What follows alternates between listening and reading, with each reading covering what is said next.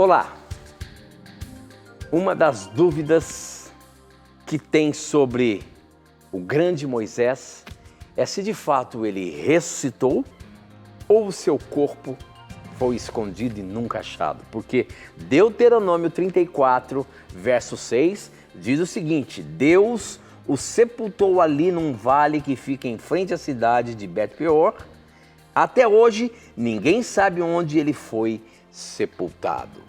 E muitos usam esse texto para dizer que o corpo de Moisés desapareceu.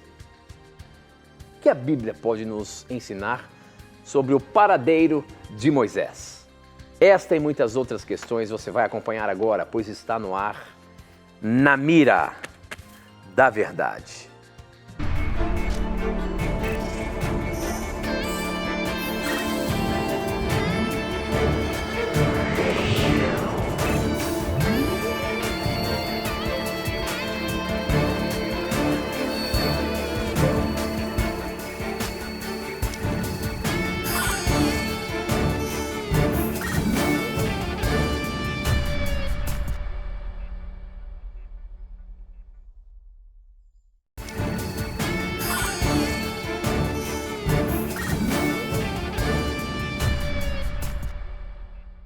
Olá, seja muito bem-vindo. Estamos começando mais um programa Na Mira da Verdade. Como é gostoso chegar nesse horário e estar aqui junto com você, telespectador querido da Rede Novo Tempo de TV. Obrigado por você estar aí com a gente, acompanhando a programação da TV Novo Tempo.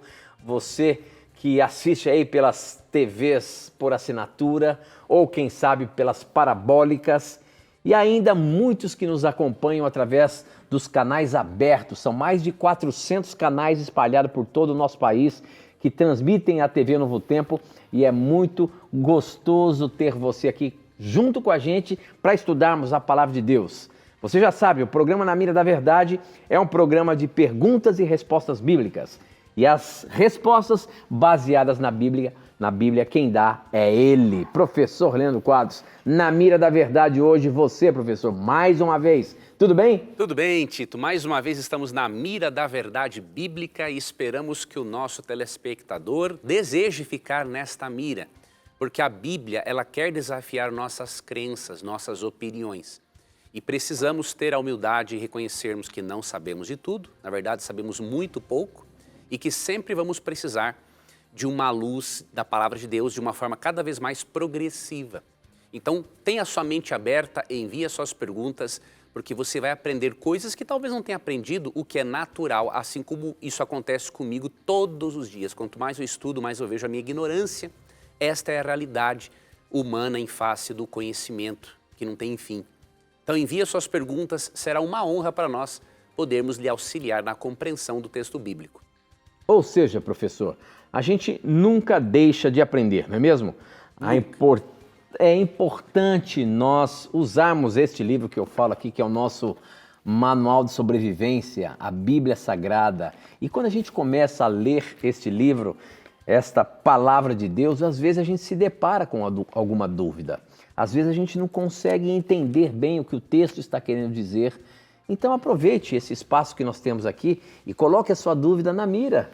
E vamos ver o que a Bíblia pode dar como resposta. E Deus tem usado muito o professor Leandro Quadros para saber exatamente os textos ali que pode dar a você um direcionamento ou, quem sabe, mostrar o caminho para você se desenvolver e crescer na Palavra de Deus. Participe, mande as suas dúvidas para a gente. Nós abrimos o programa sobre essa questão do paradeiro de Moisés. Você sabe que isso no meio cristão, no meio evangélico, traz muitas dúvidas, porque Deuteronômio, como nós lemos ali, diz que Deus sepultou o corpo de Moisés e ninguém sabe para onde foi, né?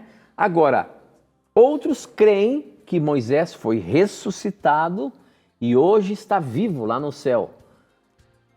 Qual é o ensinamento bíblico a respeito do paradeiro de Moisés? Professor Leandro Quadros, você está na mira. Como é que é essa história de que Deus escondeu, né? Ou Deus sepultou o corpo dele e ninguém sabe até hoje aonde que é?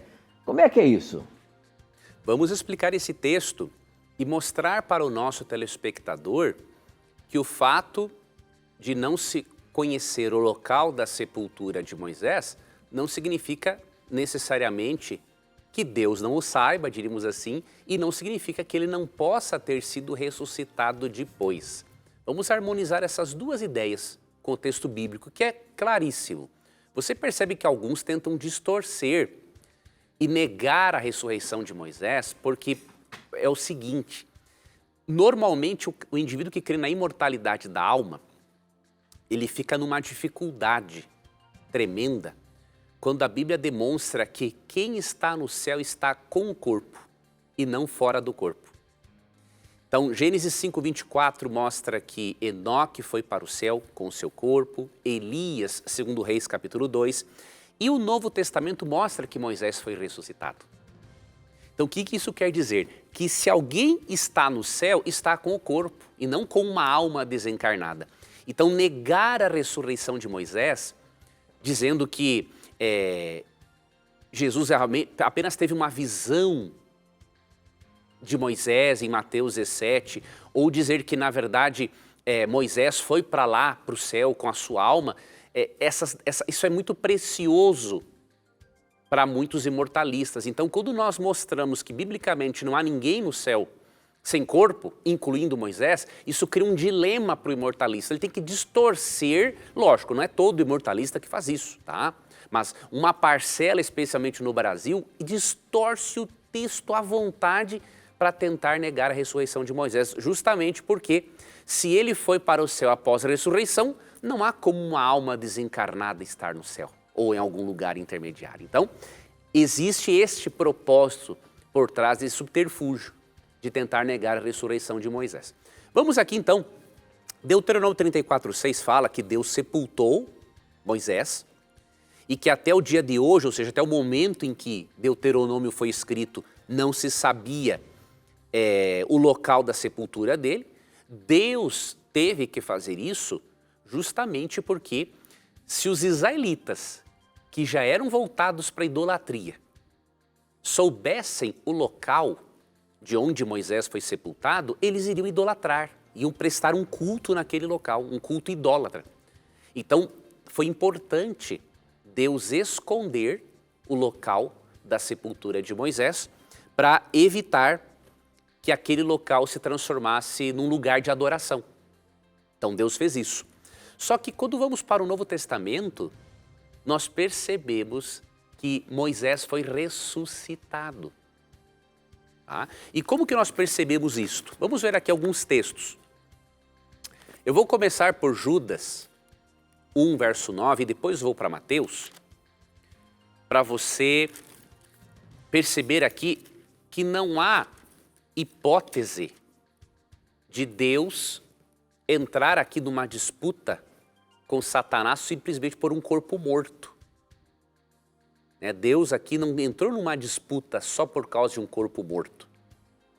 Judas 1,9 diz assim: contudo, o arcanjo Miguel, quando contendia com o diabo e disputava a respeito do corpo de Moisés, não se atreveu a proferir juízo infamatório contra ele, pelo contrário disse, o Senhor te repreenda.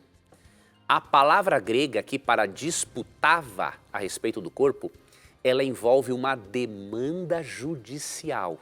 Presta atenção nisso.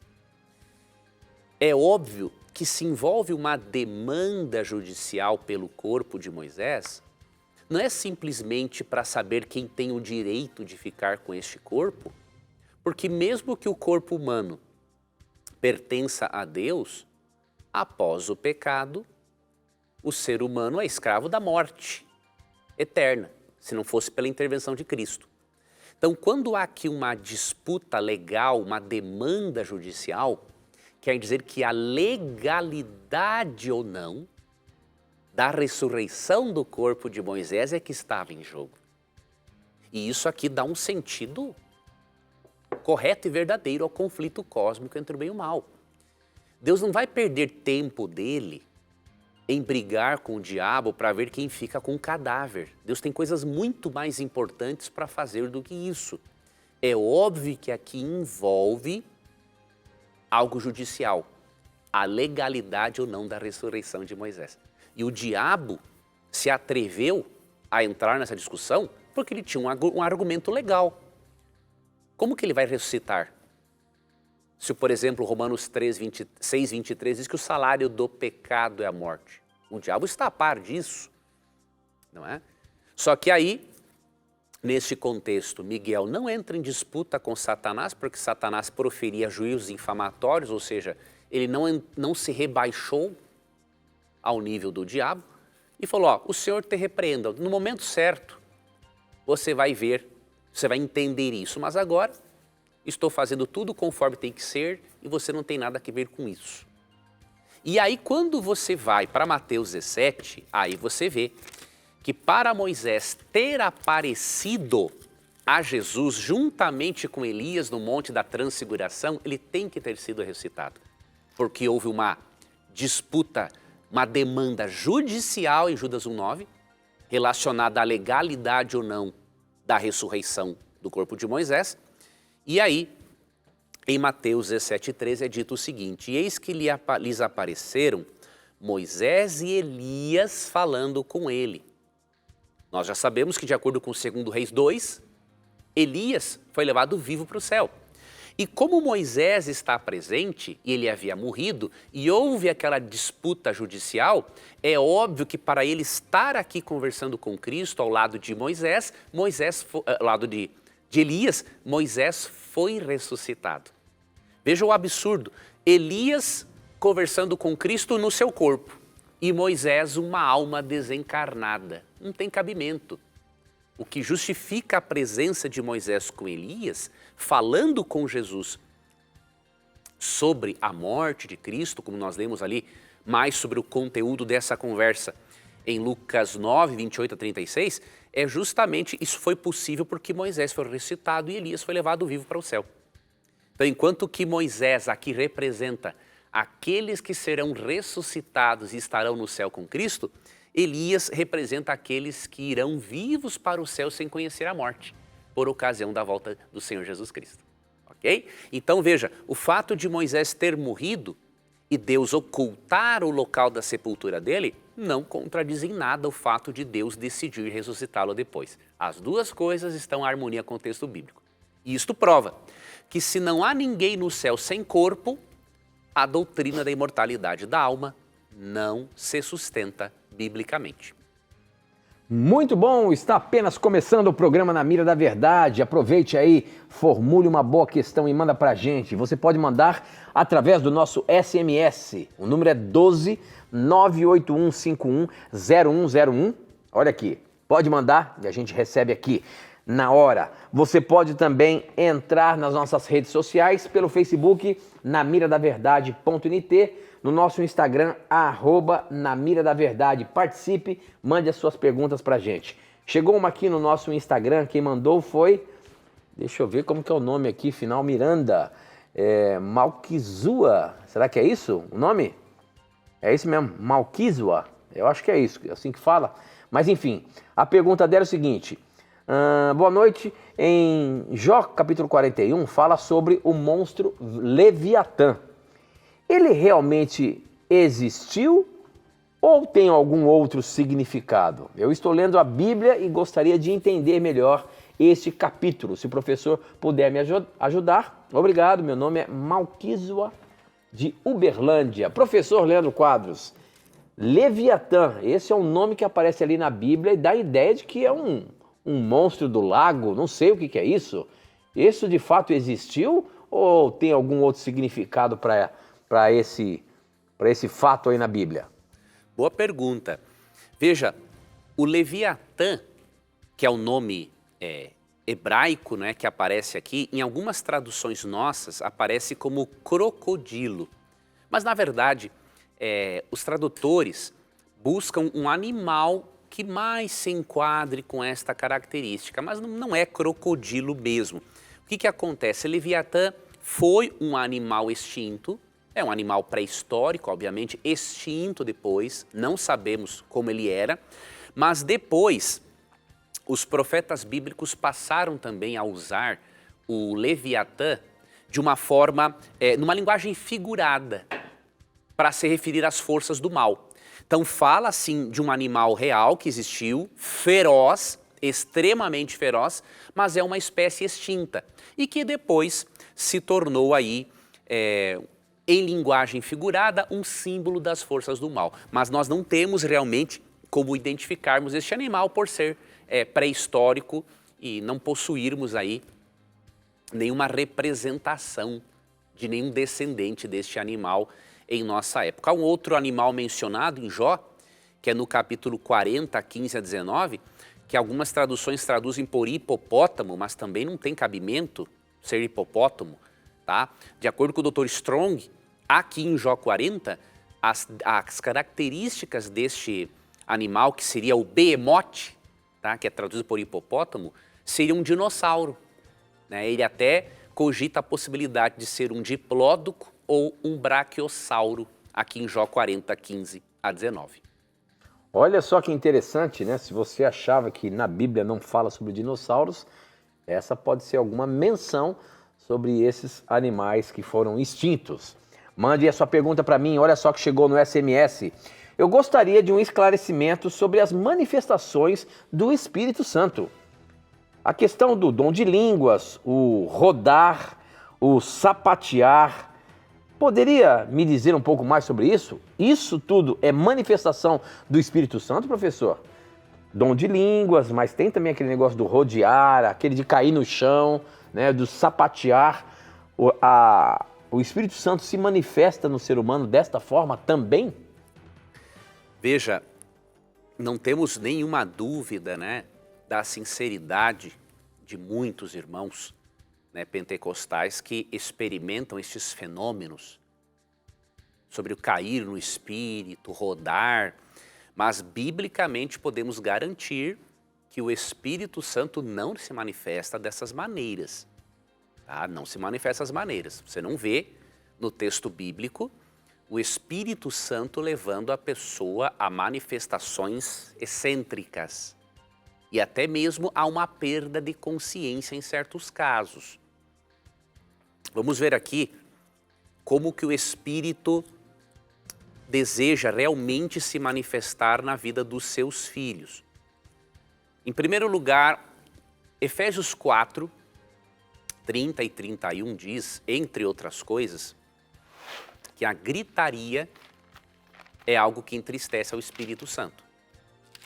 Então, uma manifestação que leve a gritarias, desordem, não está nem de acordo com o modelo de culto ensinado por Paulo em 1 Coríntios, capítulo 14, versos 33 e 40. Paulo diz ali que a igreja, que Deus é um Deus de paz, e o Espírito Santo é Deus, e não de confusão. 1 Coríntios 14, 33. E o que você vê em muitas manifestações, inclusive de línguas, é uma confusão tremenda. Além de não se entender nada o que é dito, há uma barulheira, uma coisa incrível, então não se enquadra no culto de 1 Coríntios 14, 33. E já o verso 40 diz que tudo deve ser feito na igreja com decência e ordem. Tá? Outro texto importante a considerar é o fruto do Espírito em Gálatas 5. O fruto do Espírito é composto por 9 gomos, diríamos assim, esse fruto, 9 qualidades de caráter. E elas não se enquadram nessas manifestações neopentecostais em especial. Gálatas 5, 22 e 23. Ó. Mas o fruto do Espírito é, ou seja, o que o Espírito Santo produz na vida do crente? Amor, alegria, sim, um culto não pode ser morto. Paz, não pode ser barulhento. Longanimidade, benignidade, bondade, fidelidade, mansidão, domínio próprio. Em muitas dessas manifestações não há domínio próprio. A pessoa não está sob, as emoções não estão sob o domínio da razão. Contra essas coisas não há lei. Ou seja, não há nada que condene o fruto do Espírito.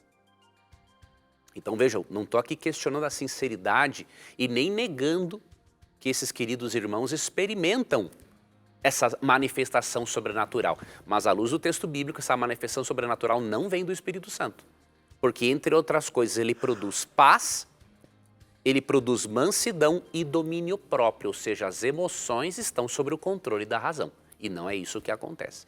Então eu recomendo muito cuidado com isso, avalie esses argumentos à luz do texto bíblico e fale com Deus a respeito. Senhor, se tem algo acontecendo em mim ou na minha vida que não seja uma manifestação verdadeira do Espírito Santo, tire agora em nome de Jesus. E se for do Senhor, que permaneça. Faça essa oração sincera e Deus vai lhe dar uma resposta muito interessante. Muito bem, muito bem. Nós vamos para um breve intervalo, mas aproveite o intervalo aí, formule suas questões, manda para a gente. Você pode mandar pelo SMS, pelo Facebook, pelo Instagram. Manda aí a forma que você quer a sua questão e vamos responder baseando-se na Bíblia. A gente vai para um intervalo rápido, a gente volta já já.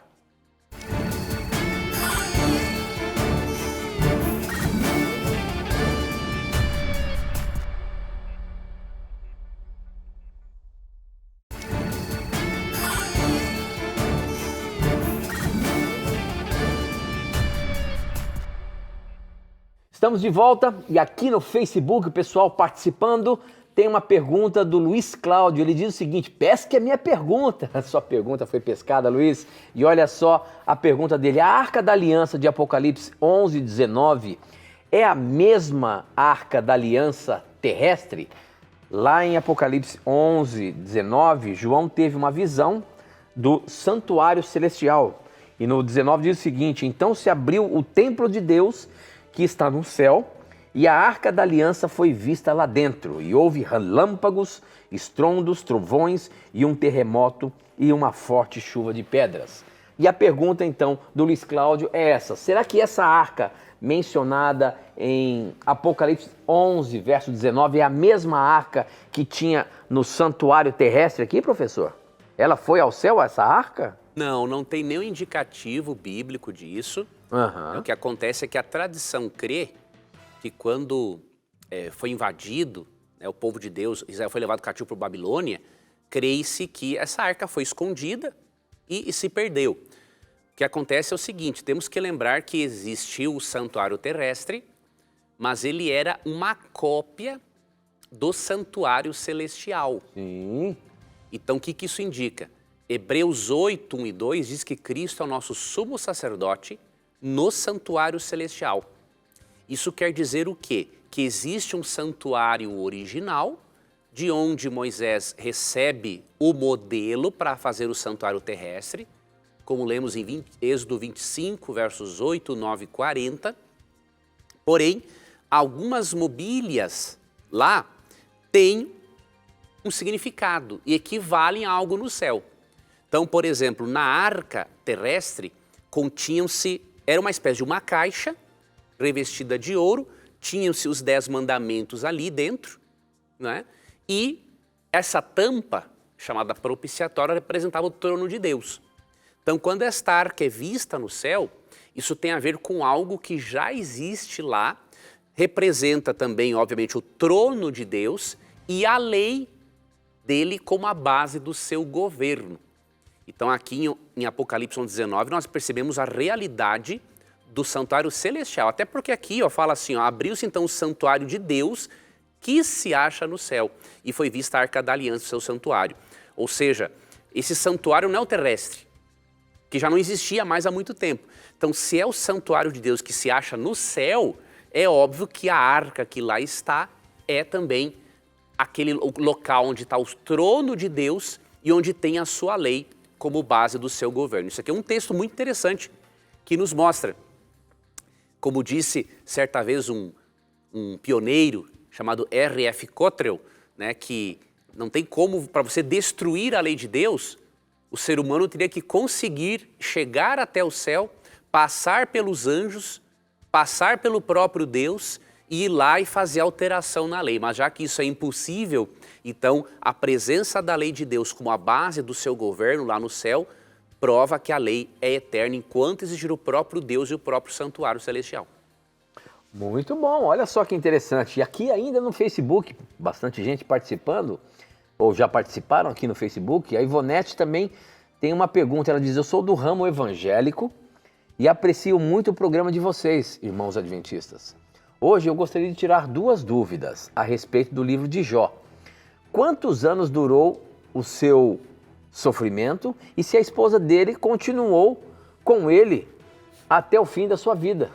A Bíblia consegue nos dar um vislumbre daquele sofrimento de Jó ali, quando ele perdeu todos os seus filhos, todos os seus gados, todas as suas riquezas. E a esposa permaneceu com ele até o fim, professor? Ela não foi destruída, né? Oi? Ela não foi destruída, Não, né? não Os temos... filhos foram, mas ela não foi morta, né? Ela não foi morta. Pelo que tudo indica, diz ali o texto bíblico que Deus deu a Jó mais 10 filhos depois, né? Tudo indica que foi com a mesma esposa. Não temos nada, minha querida irmã, no relato que me permita dar a você uma resposta sobre isso. Então a Bíblia não revela para nós por quanto tempo ela viveu. É mais provável, sim, que ela continuou com ele até o final da vida, mas a Bíblia faz uma pequena menção a ela e depois não menciona mais. E agora o tempo também do sofrimento dele também não faz parte da revelação. Não tem na revelação. Não tem revelação. O propósito de Jó é nos mostrar os bastidores do conflito cósmico entre o bem e o mal. E isto aí é muito importante. Jó, ele estava ali, havia um bastidor maior por trás da realidade da vida dele. Isso tem que nos ensinar algo. Tem coisas que acontecem na nossa vida, assim como acontece com Jó, porque há um bastidor por trás. E nós chamamos isso, para nós entendermos isso, nós estudamos a doutrina do conflito cósmico entre o bem e o mal. Então eu recomendo, leia este livro de Jó, tendo isso em perspectiva. Um Deus amoroso, soberano, mas que precisa mostrar ao universo que ele é a parte correta e bondosa neste conflito que se desenvolveu entre o bem e o mal. Então, estude profundamente esse livro, tendo este como um dos pressupostos. E aí você vai aprender lições muito valiosas desse livro. Olha só que interessante o SMS que chegou pra gente aqui. O que quer dizer, porque para mim o viver é Cristo e o morrer é lucro? O que quer dizer isso? Quem falou isso, professor? Foi o apóstolo Paulo. O apóstolo Paulo preferia morrer do que viver? Sim, tinha um contexto em Filipenses 1, como ele estava passando por muitas perseguições e como ele tinha a plena convicção da salvação em Cristo, para ele era indiferente. Então, Filipenses 1, 21, diz assim, vamos ler a partir do verso 20. Segundo a minha ardente expectativa e esperança de que em nada serei envergonhado, antes, com toda a ousadia, como sempre, também agora, será Cristo engrandecido no meu corpo, quer pela vida, quer pela morte. Então ele está dizendo o seguinte, eu vou engrandecer a Cristo vivo, pregando ou morto, se eu for, diríamos assim, martirizado, né? Porquanto para mim o viver é Cristo e o morrer é lucro.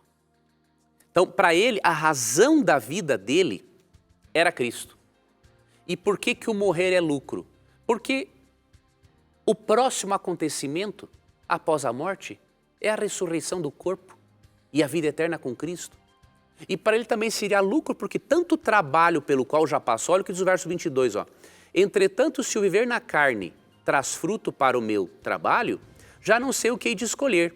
Ora, de um lado e outro, estou constrangido, tendo o desejo de partir e estar com Cristo. Morrer, não é? O estar com Cristo é porque na morte você pertence a Cristo do mesmo jeito, não que você vai para o céu. Porque ele mesmo diz em 2 Timóteo 4,8 que o estar presencialmente com Cristo é na segunda vinda, o que é incomparavelmente melhor. Mas por vossa causa é mais necessário permanecer na carne.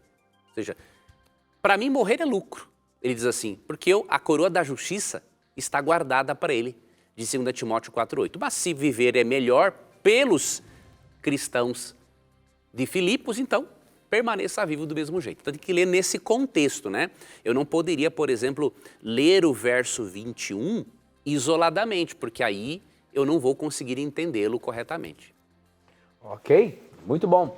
Olha só aqui mais uma perguntinha. Vamos pegar o professor hoje. Parabéns pelo programa. A paz, meu irmão Tito. Vamos lá, alguém... Nós estamos querendo ver se a gente consegue pegar o professor Leandro Quadros aqui, hein? Manda uma boa questão. Essa pergunta, deixa eu ver se tem o nome da pessoa aqui. Francieldes, de Fortaleza. Obrigado pela sua participação, Francieldes.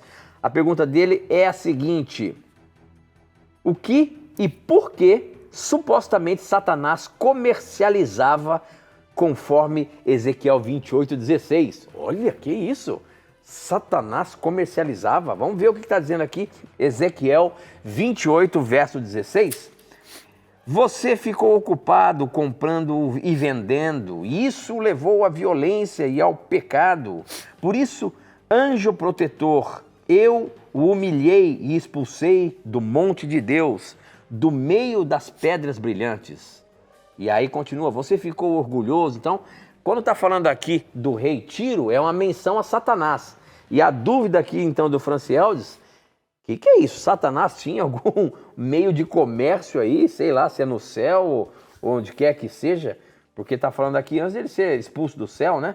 Como é que é isso, professor? O que acontece? Ele está com esse problema porque ele achou que o capítulo 28 se refere só a Satanás, e não é. Ele se refere primeiramente ao rei de Tiro. E esse rei de Tiro existiu mesmo? Existe um ser humano, ímpio. E depois a Satanás. Aqui quando você lê, por exemplo, ó, versículo 12. Filho do homem, levanta uma lamentação contra o rei de Tiro e diz-lhe. Então aqui vem uma repreensão de Deus contra o rei de Tiro, que era um rei ímpio. Então ele realmente, no verso 17, 18, ele era alguém que praticava comércio, muitas vezes desonesto, e se corrompeu. E outras maldades que ele fazia. Só que você vê alguns versos aqui que já não é mais a Tiro que Deus se refere. Por exemplo, verso 13. Estavas no Éden, jardim de Deus. Ele nunca foi para o paraíso. Verso 14. Tu eras querubim da guarda. Não é um ser humano, querubim é uma categoria de anjo. E aí você vê, verso 15, perfeito eras nos teus caminhos, desde o dia em que foste criado, até que se achou iniquidade de ti. Aí o verso 16 fala, na multiplicação do teu comércio, se encheu o teu interior de violência. Então Deus está aqui mandando uma lamentação e um recado tanto para o rei Tiro quanto Satanás. E por que ele faz com os dois ao mesmo tempo? Por causa da sua corrupção e impiedade, Tiro se compara a Satanás, que um dia foi um ser fiel, mas depois se corrompeu. Então aqui é uma profecia com dupla aplicação. Deus manda um recado para o rei de Tiro e para Satanás. Aí tu vai ter que olhar o verso. Por exemplo, verso 14 e 13 fala do Éden e fala de um querubim. Não pode ser uma referência a Tiro, diretamente. Agora o verso 16, multiplicação do teu comércio. Não pode ser uma referência a Satanás, porque quem comercializa são seres humanos. Então você vê que aqui se misturam lamentações contra Tiro e contra Satanás. Então leia desde o verso 11 até o 19 e você vai perceber Deus mandando um recado para um personagem humano e para um personagem sobrenatural, né? Um ser celestial. Eu queria aproveitar e mostrar para você que você pode se aprofundar mais no estudo da Palavra de Deus com a gente de forma gratuita, viu? Nós temos aqui vários guias de estudo, vários cursos bíblicos que vai poder ajudá-lo a compreender mais. Esse aqui que eu tenho em minhas mãos, a revista Esperança Novo Tempo, tem o guia de estudo Verdades para o Tempo do Fim. Para você ter esse guia de estudos, esse curso bíblico gratuito aí na sua casa, você pode ligar agora para a gente, 0 operadora 12 21 27 3121, aparece aí ó, o telefone na tela, anota 12 21 27 3121, você vai ligar para a gente, vai fazer um cadastro, se você ainda não tem o seu cadastro, e nós vamos enviar para você esse guia de estudos gratuito. Verdades para o Tempo do Fim é um guia de estudos relacionado ao tempo que nós vivemos. Nós acreditamos que estamos no tempo do fim. E a gente precisa saber ou se aprofundar em vários detalhes da Palavra de Deus. São 16 lições. A cada final de lição, você tem a chance de um questionáriozinho para você reforçar o seu estudo. É muito interessante. Vale a pena você ter aí na sua casa para você estudar mais. Então, para você ter o curso bíblico gratuito, você tem que ligar para a gente aqui agora. 0 operadora 12 2127 3121, tá bom? Peça agora mesmo e ele vai chegar de graça para você. Isso graças ao projeto Anjos da Esperança. Nós temos mais uma perguntinha aqui, professor. Quem mandou foi o Andréia Martins. A pergunta da Andréia é o seguinte, ela é lá de Lagarto, no Sergipe. Quais foram as funções da Trindade na criação?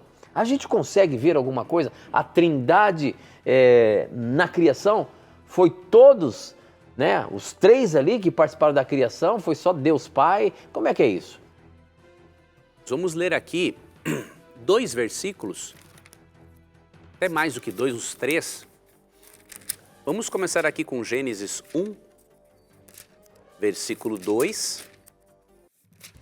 E vamos também para o verso 26. Gênesis 1, 1 e 2, primeiramente. No princípio, criou Deus os céus e a terra. A terra, porém, estava sem forma e vazia. Havia trevas sobre a face do abismo e o Espírito de Deus pairava por sobre as águas. Aqui, nós percebemos o Espírito de Deus pairando por sobre as águas. Nosso planeta era um planeta, não era organizado para a vida. Havia o planeta e havia águas e não havia vida. Não queremos que esse Espírito de Deus seja um sopro de Deus pairando sobre as águas, não tem um porquê disso, mas é um ser. A Bíblia chama o Espírito de Deus de Espírito Santo. Tá? Então nós cremos aqui, e a palavra hebraica para pairar aqui é a mesma palavra em Deuteronômio 32:11, que fala de uma ave pairando de modo vibrante e protetor sobre os seus filhotes. Então dá a entender aqui realmente que o Espírito Santo estava aqui envolvido nesta organização do caos do planeta para poder promover a vida. E aí, em João 1 a 3, nós vemos que Jesus é o agente ativo da criação. Então podemos dizer sim, que Deus o Pai, Jesus e o Espírito Santo fizeram parte da criação do planeta e de todo o universo. Então você vê Cristo como um agente ativo, Deus o Pai como aquele arquiteto, o Espírito Santo dando a vida também. Então você vê claramente isso sim no texto bíblico, a Trindade na criação e também no plano da salvação. Que bom, muito bom. Participe aí, mande as suas perguntas para a gente. Você pode mandar pelo SMS, pelo Facebook, pelo Instagram. Participe, mande as suas dúvidas para a gente. A gente vai para o intervalo rapidinho, não sai daí não, a gente volta já já.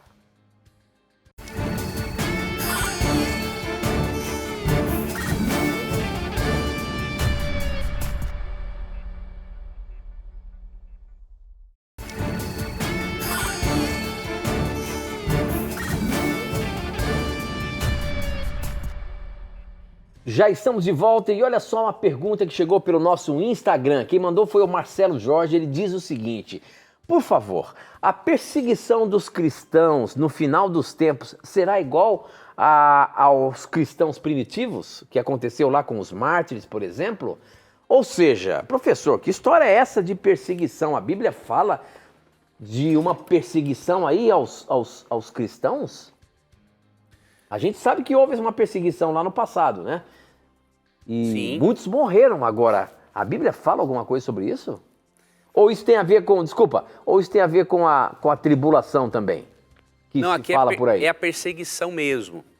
Também, não deixa de ser uma grande tribulação, mas só para resumir, Apocalipse 13 fala realmente que os cristãos serão novamente perseguidos pouco antes da volta de Cristo, só que será uma perseguição diferente. Por exemplo, se você ler o livro dos Mártires, de John Foxe, você vai ver que muitos cristãos foram martirizados por sua fé ao longo da história, por vários motivos relacionados a doutrinas. Foram martirizados, torturados e por aí vai. Só que Apocalipse 13 menciona assim que vai haver um decreto de morte para quem não adorar ao poder representado pela besta, mas aqui não indica que além do decreto de morte essas pessoas necessariamente morram. Não temos aqui a indicação de que os perseguidos de Apocalipse 13 se tornem mártires. Vão ser perseguidos sim, mas na hora mais intensa da perseguição, Cristo aparece e livra-os da morte. Tanto que você vai para o capítulo 16 do Apocalipse, falando da batalha do Armagedon, ali apresenta Cristo interferindo na história para que aqueles cristãos que foram declarados dignos de morte não sejam mortos. Então ele interfere. Então vai ser uma perseguição muito profunda, mas não podemos dizer que é igual, porque os cristãos no passado foram mortos. E aqui, apesar do decreto de morte, aqui versos 14 e 15, não há indicação de que eles vão morrer, porque quando estiver próximo a isso, Jesus volta e impede a morte deles. Então você teria que estudar Apocalipse 13, juntamente com Apocalipse capítulo 16, que quando se manifesta aqui Jesus Cristo, ele impede que esta perseguição final chegue ao ponto de conseguir matar os justos. Então, são perseguições, diríamos assim, diferentes. Não podemos dizer que é a mesma coisa daquilo pelo qual passaram os mártires. Eu estou vendo aqui, o pessoal hoje está com várias dúvidas de Jeremias, né? Já caiu alguma coisa aqui. Tem mais uma aqui, quem mandou foi a Morgana. A pergunta da Morgana é a seguinte: estudando o livro de Jeremias, me deparei com alguns versículos que me deixaram em dúvida. Eu não entendo o que Deus quer dizer lá, por exemplo, lá no capítulo 49, verso 28. Em outros textos, a forma de falar a respeito de profecias contra uma nação, por exemplo, ataquem Quedar, destruam esse povo do Oriente. E logo depois ele diz para esse mesmo povo se esconder e fugir. Jeremias 49, 39, por exemplo. Mas nos últimos dias nos últimos dias mudarei a sorte de Elão, diz o Senhor em Jeremias 48, 47. Também há esse exemplo. Me responda, por favor. Eu não consigo entender. Uma hora Deus manda destruir, outra hora Deus manda esse povo fugir. Por que tem tudo isso com relação à profecia? E aí, professor? Que história é essa de Jeremias 49 e também lá no 48? Veja, assim nós não temos como... Aqui eu teria que te dar uma introdução geral, né, à interpretação de narrativas, que não é o caso do tempo. Eu vou te dar uma ferramenta e vou te explicar. Veja, quando você lê texto bíblico, seria bom você usar, por exemplo, pode ser um comentário bíblico, mas um manual bíblico. Isso é muito bom. Porque com o manual bíblico, ele apresenta um breve resumo de cada livro bíblico. Então isso é importante. O manual bíblico, ou até mesmo uma bíblia de estudos, tá? Mas um manual bíblico é o ideal. Por exemplo, tem o manual bíblico de Halley, de Unger, são dois manuais excelentes. Então você está lendo um texto como o livro de Jeremias. Bom, você vai ao manual bíblico, ele vai te dar ali em pouquíssimas páginas um resumo do que trata o livro de Jeremias, o ano em que foi escrito, para quem foi escrito, como foi escrito e por aí vai. Com estas informações históricas, aí você vai conseguir compreender o propósito de Deus, por exemplo, no caso de Jeremias, com os juízos que ele emite para várias nações pagãs. Eu tenho aqui uma Bíblia de Estudos, tenho mais de uma, tenho aqui a da Bíblia de Estudo de Genebra e tenho também aqui a Bíblia de Estudo Andrews. Então, se você não tiver um manual bíblico e quiser uma Bíblia dessas de estudos, com certeza vai te ajudar muito. Eu não poderia aqui te dar uma introdução ao livro. Para você ter uma ideia, só sobre Jeremias, são 3 páginas de introdução. Então, só para te dar um exemplo, se tivesse uma Bíblia de estudos, ou se você tivesse um manual bíblico, você ia ver aqui, por exemplo, na seção Autoridata, todos os dados sobre o autor, sobre a data, sobre o contexto histórico quando foi escrito, conteúdo dos temas. E aqui fala, né, entre o conteúdo dos temas, que tem profecias contra as nações pagãs. E aí, para você entender esses detalhes, é só lendo o capítulo todo mesmo. Então, tem momentos que Deus manda o castigo para a nação pagã, mas tem outro momento que ele diz o seguinte, olha, se você se arrepender, vai mudar a situação. Então, você tem que entender que Deus, nessas profecias, tem profecias que são condicionais. A quê? A resposta ou não da nação pagã. Vou te dar um exemplo, que você vai te ajudar a entender Jeremias. Jonas, o livro de Jonas, Deus falou que ia destruir Nínive. Ia destruir Nínive. Só que quando Nínive se arrepende, Deus muda a forma de tratá-los. Deus deixou de destruí-los. Então Deus, quando dá uma advertência, ele diz, ó, eu vou destruir. Mas se você se arrepender, a sentença será outra. Tá? Leia Jeremias também 18, 7 a 10. Ali você vai ver claramente este princípio de profecia condicional.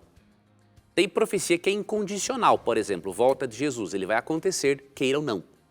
E tem profecia condicional. Essa profecia pode se cumprir ou não, dependendo da resposta humana ao chamado de Deus. Então o que você vê em Jeremias são profecias condicionais. Ok, tá aí então a resposta do seu questionamento. Agora o Flávio Abinante, ele diz o seguinte, ele é aqui de São Paulo, parabéns pelo programa, não perco, já deve ser a 50ª vez que mando pergunta, olha aí, essa pergunta foi pescada hoje, hein? E ele diz, espero que seja pescada hoje. Aí vai, vejo frequentemente na igreja pregadores dizendo, Deus mandou te falar, ou Deus falou comigo. Minha pergunta, isso é possível? É possível ainda hoje ouvir a voz de Deus, assim como Moisés ouviu? Professor Leandro Quadros, essa questão de Deus falou comigo, Deus mandou eu te falar, tal, Deus ainda faz isso, pode fazer, nosso Deus ele pode fazer o que ele bem entender, mas isso é comum, ele se manifestar dessa forma com nós seres humanos? Eu vejo, Tito, muito exagero, né, por parte de muitas pessoas. A pessoa teve uma ideia, teve um insight e diz assim, Deus me mandou falar com você. Uhum. Não necessariamente significa. E se foi o diabo? Né? Ou se foi só a imaginação da pessoa? Não tem como saber. Para saber se Deus realmente falou com o indivíduo, aí ele teria que ser profeta. Se ele for profeta, aí sim. Números capítulo 12, verso 8 diz, vou ler esse texto. Então, eu digo assim, a pessoa tem que acreditar sempre no dom profético. A Bíblia não ensina que Deus deixou de dar o dom profético, mas nós não podemos acreditar em todo mundo que diz que é profeta. Então, isso é muito importante. Se você acreditar em toda pessoa que diz assim, Deus falou comigo, para o diabo enganar você vai ser muito fácil. Então, o que diz Números 12, 8, verso 7, ó. Vamos ver aqui, 12, 6. Então disse, ouvi agora as minhas palavras. Se entre vós há profeta, eu, o Senhor, em visão a ele, me faço conhecer, ou falo com ele em sonhos. Então, quando Deus incumbe uma pessoa do dom profético, ele se comunica por meio de sonhos ou visões. Então, façam a pergunta, essa pessoa que diz que Deus falou com ela é profeta? Se ela é profeta, aí tu tem que seguir um outro passo. Avaliar se o conteúdo da revelação está de acordo com a Bíblia ou não. Porque a Bíblia adverte contra os falsos profetas. E se esta suposta profecia leva você a adotar uma postura ou uma crença contrária à palavra de Deus, é um falso profeta. Agora, há pessoas sinceras também que dizem o seguinte, olha, Deus me mandou falar com você, porque ela teve essa impressão interna do Espírito. Isso pode acontecer, o que não indica que ela é profeta. E às vezes tem pessoas sinceras que dizem, Deus me mandou falar com você. Ela lê um texto bíblico e ela lembrou de você. Pode ser algo de Deus? Pode, ou como pode também não ser. Agora, em outros sentidos, existe um exagero no uso da expressão. Então, o que é mais seguro? Vá à Bíblia, estude a Bíblia. Disseram para você algo sobre Deus, sobre religião, sobre fé, ou sobre uma decisão que você tem a tomar, vá ao texto bíblico. Se está de acordo com o texto bíblico, maravilha. Se não estiver, caia fora. Muito bem, olha só, tem uma das questões que aparece sempre aqui no Na Mira da Verdade, que é recorrente. É sobre a parábola do rico e Lázaro. Olha só a pergunta, deixa eu ver, o Francisco de Assis, ele é de Mogi Mirim, e ele perguntou: eu queria entender melhor sobre a parábola do rico e Lázaro, porque Jesus fez esse tipo de parábola parecer que quem morre vai para o céu ou para o inferno. Isso não atrapalha ou não atrapalhou o argumento sobre a imortalidade da alma? A gente sempre fala aqui sobre a imortalidade da alma, né? E as pessoas até usam a parábola do rico e Lázaro para dizer realmente sobre essa questão de quando morremos podemos ir para o céu ou para o inferno. Professor, é isso mesmo que a gente tira de interpretação na parábola? Realmente temos que reconhecer que se o relato não for interpretado devidamente, ele traz dificuldades, né? É uma parábola. Agora, tem muitos autores que não creem ser uma parábola e que, portanto, seria uma história real. Outros creem o seguinte: não, é uma parábola, mas ele está usando a parábola para ensinar algo sobre o que acontece com a alma depois da morte. Mas quando você analisa o próprio relato e o bloco de texto no qual ele se encontra, você entende que é uma parábola e que ele não está ensinando a imortalidade da alma. Tá? Então, só para te dar aqui um breve exemplo, existe um bloco de texto aqui que trata do mesmo tema, só que com parábolas. No capítulo 15 até o capítulo 17, Jesus aqui está apresentando, até o capítulo 17, 10, uma série de parábolas para ensinar lições espirituais. Ele está falando aqui com os fariseus, em especial, e com outras pessoas também. Então ele conta a parábola da ovelha perdida, a parábola da dracma perdida, a parábola do filho pródigo, a parábola do administrador infiel e depois a parábola do rico e o mendigo.